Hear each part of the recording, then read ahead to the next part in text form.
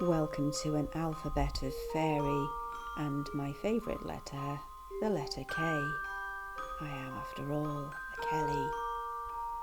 In this snippet of folklore, we will look at the Knurremurre, the Korred, and Kruzimugeli.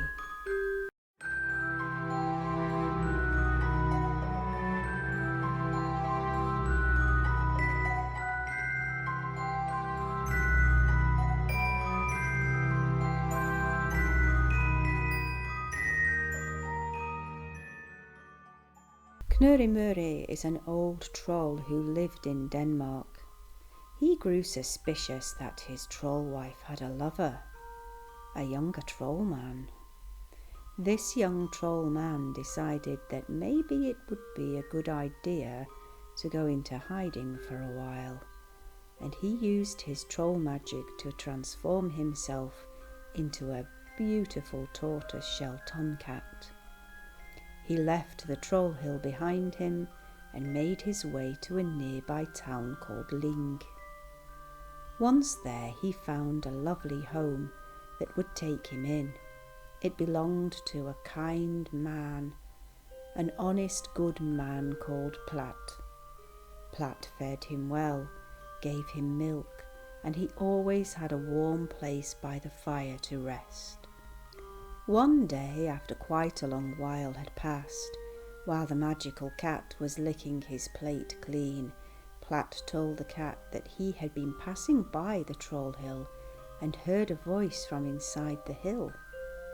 The strange voice told him to tell his cat that old Knurremurre was dead. At that moment, the cat jumped up on his hind legs and ran back to the hill, and no doubt back to the old troll wife. The Korred are strange fairies found in Brittany, Gascony, and the Pyrenees mountain chain that lies between France and Spain. These are female and male creatures that have large heads, darkish skin, red eyes, hairy bodies, spiky hair, and cloven hooves. Female Korred are rarely seen as they prefer to stay by their homes, but the males do travel around, and they carry pouches that contain scissors and bundles of hair. And to hear them is to hear strange, cracked voices. These creatures are guardians of place, and they protect the standing stones and dolmens, and the treasures that could be hidden beneath them. These fairy creatures live in caves, under hollow hills and in deep sea caves, and their homes are always deeper than sea level.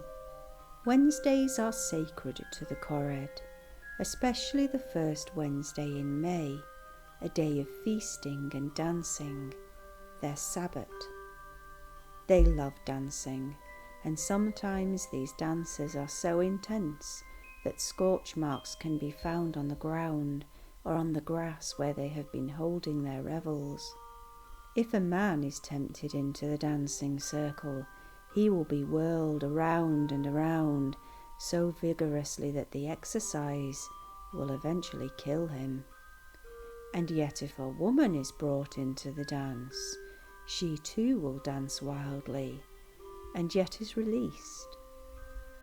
9 months later, the woman will give birth to a child of the Korred, and yet this baby will grow to resemble a recognised villager or townsman, even though the woman has had nothing to do with this man.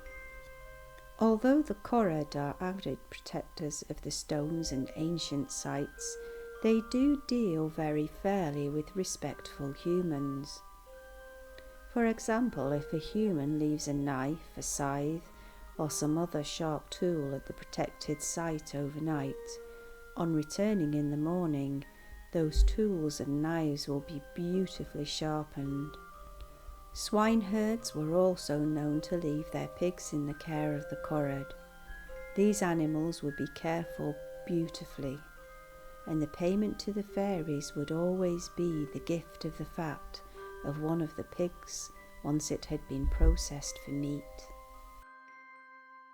Kruzimugeli was a dwarven fairy creature from Austria who decided that he would steal the queen from the palace. In the story, a great king had an idea to marry, and his only resolution was that his wife must have black hair and black eyes. Many young ladies came forward, and yet none of them fitted the criteria exactly. The king remained alone. Deep in the forest lived a charcoal burner and his family. This man's beautiful daughter had the blackest of eyes and hair as black as a raven wing. She decided to travel to the palace to see, maybe could she be the future queen? On the path to the palace, the girl was met by a dwarf creature. They fell talking to each other, and he asked her that if he helped her become queen, what gift would she give him? She told the fairy creature she had nothing to give, as she was so poor. He promised her that she would become queen. Magic was afoot, and in 3 years' time he would reappear to her. She must remember that his name was Kruzimugeli, otherwise she would become his property forever, his payment. The girl carried on to the palace, and as predicted, the king fell in love with her at first sight. For 3 years they lived blissfully. Everything was absolute perfection, and yet the day was coming when the fairy dwarf would arrive at the palace as promised. The queen became frantic. She could not remember the dwarf's name at all. No matter how hard she tried, it was gone from her memory forever. She was bereft. And yet one day, as the visit of the dwarven fairy creature grew ever closer, the forester of the king came to her, and he had a strange story to tell. He had been working in the woodlands when he heard a strange voice, a peculiar voice singing and laughing, and it said to itself, "It is as well the queen does not remember my name is Kruzimugeli." The forester had thought he had better tell the queen immediately, and this he did. Not so long afterwards, the day came when the strange man of the fairy folk arrived, and to his utter disgust and fury, the queen told him his own name. The dwarven man stamped his foot, he turned on his heel, and he left that place, never to be seen again. I hope you enjoyed this time's telling of tales. Take care, brightest of blessings, and remember, don't play with the fairy folk, or you may end up in one of my folk tales yourself.